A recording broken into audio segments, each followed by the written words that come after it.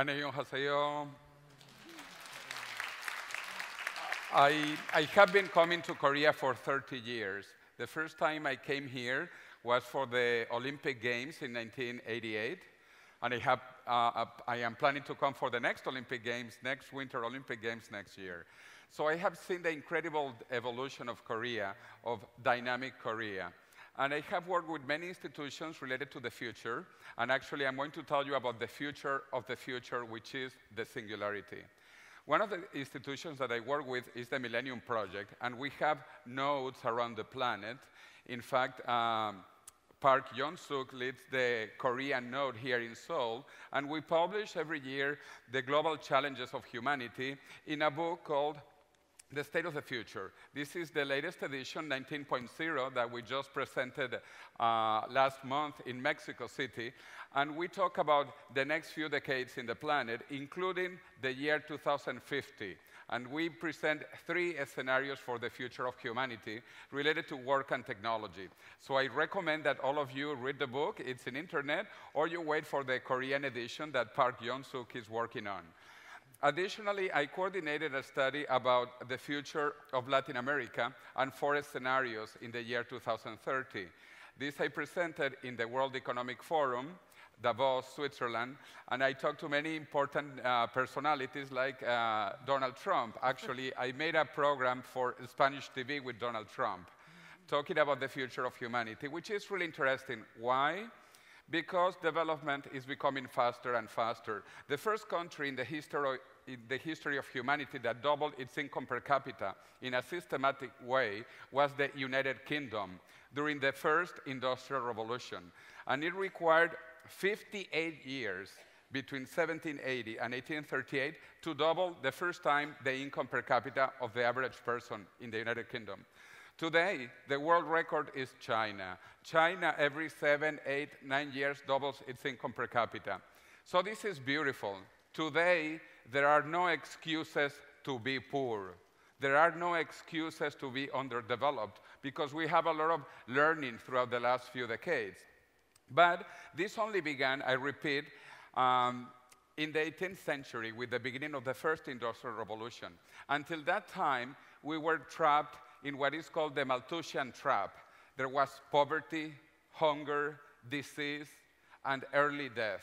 Life expectancy until the 18th century was less than 30 years of age. 30 years of age. I could be dead almost twice over.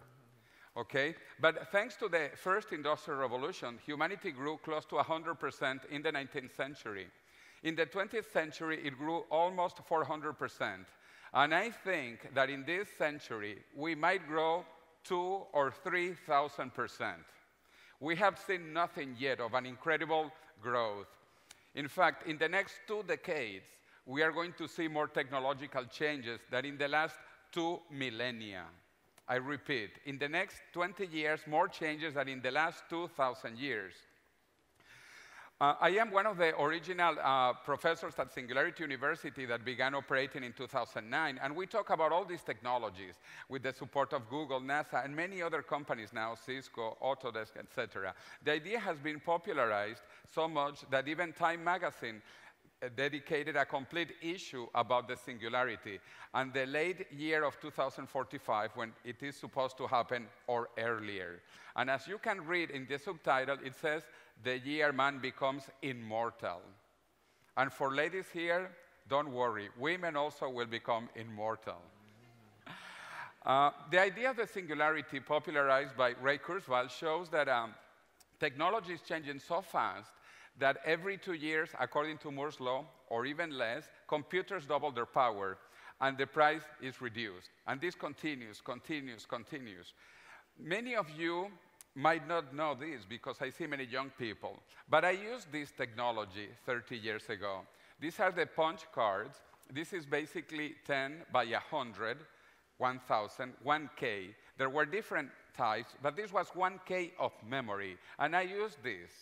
1K. But this you could not change because you had to make little holes. And once you had holes, you could not change it.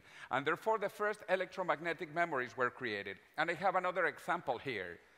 This was 1K also. The first generation was 1K, but this 1K was much better because you could change, and also because it had a bigger hole.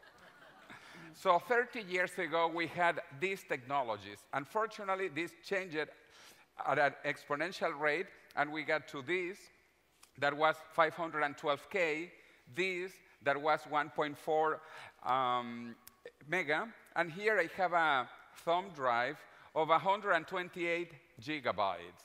So imagine what we have done in just 3 decades. We have gone from 1K to 128 gigabytes. And this will continue into the next few years. And we will soon be reaching levels of intelligence equivalent to the human brain, to the humans. But this is happening in all areas, also in biotechnology. And for that, I want to show you the partial sequence of my genome.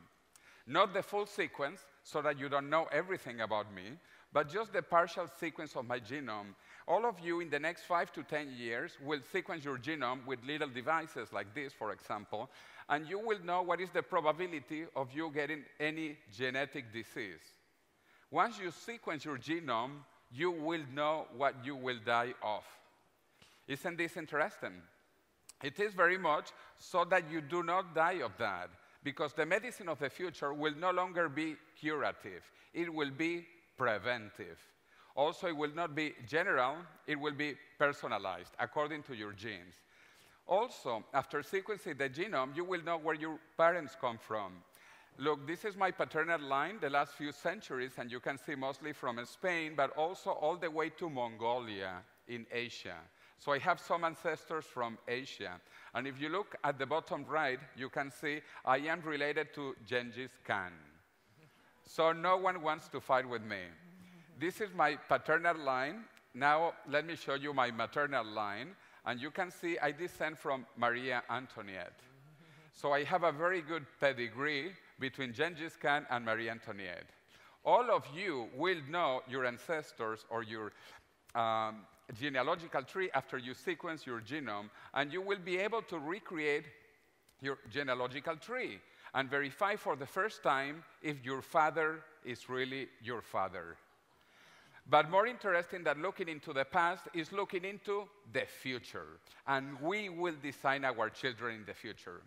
Actually, you are part of the last human generation that has not been designed. All of you are here by mistake. In the future, we will design our children. For example, this is an experiment I did with one of the students sharing genes. This is a theoretical experiment to see which genes the children would have, and then select those you want. You might think that this is expensive. Well, this was incredibly expensive when it began. The first human genome cost over $1 billion, and it took 13 years, between 1990 to 2003. Today, in 2017, you can sequence your complete genome for about $800 in a couple of days. And we estimate that by 2025, you will sequence your genome in for $10 in 1 minute. This is truly incredibly exponential. And the same is happening with all technologies that are changing exponentially. Things are moving faster, becoming smaller, cheaper, and better. We futurists, we talk about 4 ways to think into the future. The worst way to be passive like an ostrich, that you hide your head, you don't want to know what is going to happen. Horrible. A little bit less bad is to be reactive, like a firefighter. You come out when there is a fire. It is much better to be proactive, like when you buy insurance, to be ready for any problem. But the best way is to be proactive, because we can create the future. We can build the future the way we want it. So I hope that we don't have any ostriches here, because ostriches are not Korean. But if we have ostriches, they should be technological ostriches that can fly and see the future. 1 decade ago, I visited Sir Arthur C. Clarke, the very famous science fiction author who wrote A Space Odyssey 2001 and many other books. And he's also famous for the 3 laws of the future. And he said, first law of the future, when a famous scientist says that something is possible, he's probably right. But when he says it is impossible, he's probably wrong. Second law, The only way of discovering the limits of the possible is to venture past those limits into the impossible. And third law, any sufficiently advanced technology is indistinguishable from magic. So now I am going to talk about magic, because what we are going to see in the future will look like magic to our eyes today. For example, 30 years ago, personal computers were just beginning. Can you imagine the world before personal computers, or before mobile telephones, or before Google and Facebook and Naver and Down, etc.? So what are we going to see in the next 10, 20, 30 years?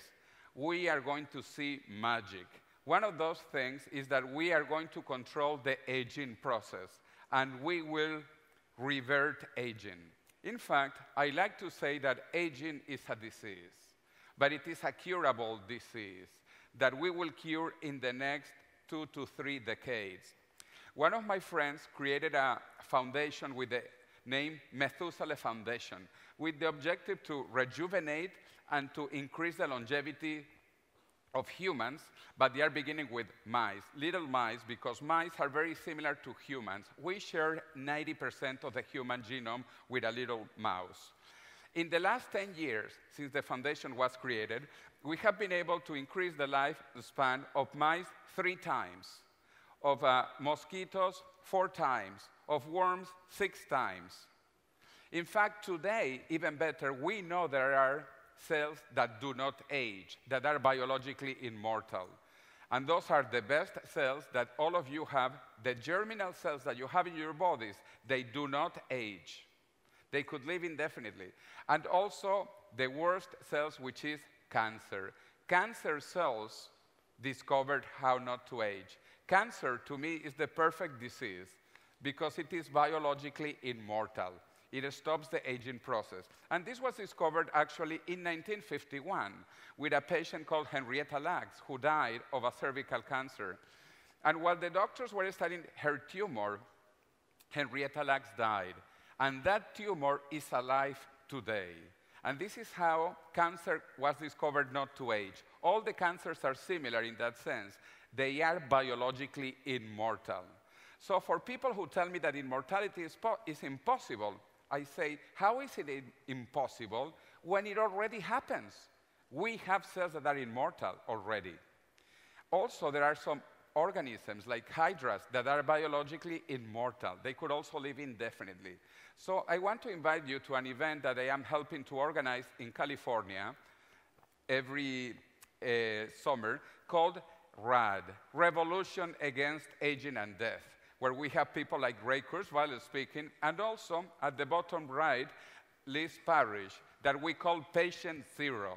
She is the first human being rejuvenated today with 2 experimental treatments. So that you see this is not science fiction. This is happening today. So you want to learn how not to die? Come to California and I will show you. Actually, this is an incredible time. We are living between the last mortal generation and the first immortal generation. Where do you want to be? There are 4 technologies that are converging called NBIC, Nano, Bio, Info, and Cogno. These technologies are hitting the technological singularity in the next 20 years, and they will change humanity, and they will change humans.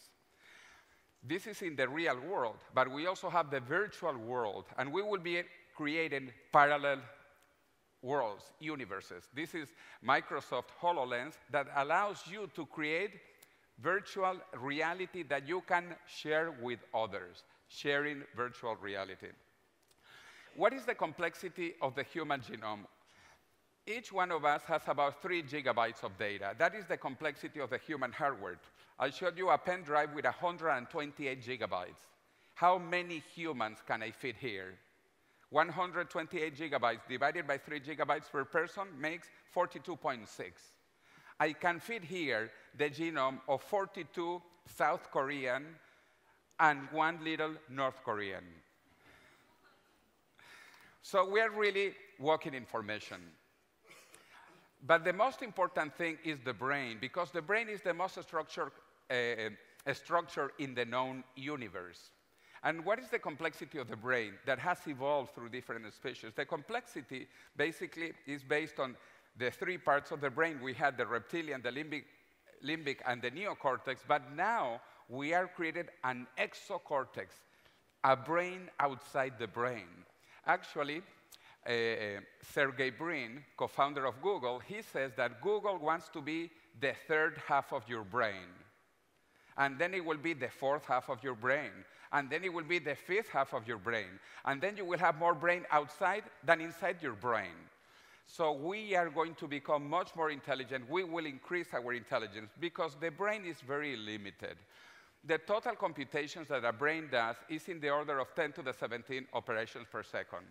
Maybe somewhat more, somewhat less, we don't know, but in that order of magnitude. And we will reach that level in the next 2 decades, and we will improve. Obviously, if we don't talk about the mind, the spirit, and the soul. But there are smaller brains, as you know. We will be connecting also our brains. Scientists have been connecting brains of animals, first with mice, then with some monkeys, and we will do this with humans. Actually, I have a little device here that I use with my students. This is a sort of mind reader, to read your mind. This is like an electrode that measures what is happening in the frontal lobe of your brain and transfers it to a computer to be analyzed, and soon to another human. We will begin communicating through telepathy. Telepathy is broadband. Talking is narrowband. Talking is a primitive way of communicating. In 20 years, we will communicate fast through telepathy. And we will have devices very complex with many electrodes. And we will be merging with the robots. These are the last 15 years of Asimo by Honda. Can you imagine the next 15 years? In 15 years, Asimo will be better than humans. And the robots will have feelings. This has been done at the MIT Media Lab, understanding the feeling of robots. And even here in Korea, the National Assembly of Korea has been discussing a law to give human rights to robots. The same is happening right now in Europe. They are beginning to consider human rights for robots. And robots will be fantastic. Look at those beautiful robots. And for ladies too, don't worry. You will have your fantastic macho robots with one advantage. They will not get tired at night. However, we think that robots are bad. Okay, we think of Terminator or the governor of California, right? The governator. But robots might be bad. Even female robots might be bad. Even when they have sex, they might be bad, robot sex. However, are robots good or are robots bad? It depends on where you are. If you are in the West, most probably you think robots are bad. But if you are in Japan, you know that robots are good. In fact, in Japan, robots are better than humans. And robots have souls in the Shinto religion. And that is also why Korea, that somehow shares many things with Japan, with China, in Korea also robots are positive. While in the West, robots are bad. So think that robots are good because they will be good. And Japanese companies and now Korean companies and Chinese companies are doing all kinds of humanoid robots. But this is not humans versus robots. This is humans and machines, the fusion of the human-robot civilization. And we have the first cyborg Olympic athlete in 2012. And then in 2014, we had a group of paraplegic people with mind readers like I'm wearing now, who stood up and began walking at the World Cup in Sao Paulo in Brazil. And last year, we had the first cyborg Olympic Games, the Cybathlon, where humans who are disabled with technology become super able. We will become super able with technology. And in 2020, at the Tokyo Olympic Games that I also plan to go to, they will have the first robot Olympic Games, only robots. This is called transhumanism, which is using science and technology to transcend human limitations. We humans, we have many limitations, but with technology we can improve, but we have to do it carefully, carefully. We don't want to finish with that. We are going to cure all diseases in the next few years, I guarantee you that in 5 to 10 years, we will cure paraplegic people. In 10, 20, 30 years, we will cure Alzheimer's, we will cure Parkinson's, and we will cure aging. We are going to see the death of death. This is not mandatory. If you want to die, you can die, but I think most people will not die. However, there is always yin and yang. And the yin-yang inside has little yin-yang. So this is very complex, and there is always the dark side of the force. So I want to show you this beautiful picture of NASA, of the world at night, and remind you of what the Chinese say. Let's light up the world. Do not blame darkness, but light up a candle. And I love Korea, and I have been here for 30 years, coming almost every year, but there are two Koreas. There is the Korea of the future in the south, and there is the Korea of the past in the north. So we have to meditate about the future, and I finish with this beautiful Chinese word that all of you know because it's used in Korean, Japanese, and in Vietnamese when they use Chinese characters, which means crisis. Crisis in Chinese has two characters.